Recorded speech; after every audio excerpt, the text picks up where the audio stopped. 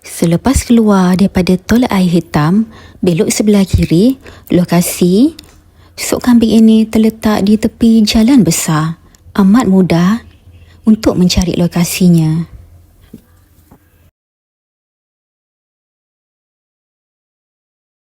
Ada bestseller sup kambing dan sup gearbox.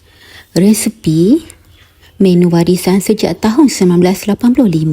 Sup kambing warisan Talib.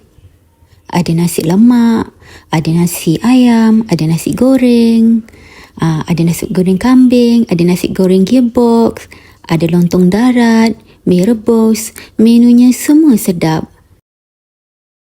Nak cari parking pun tak susah. Saya dah cuba.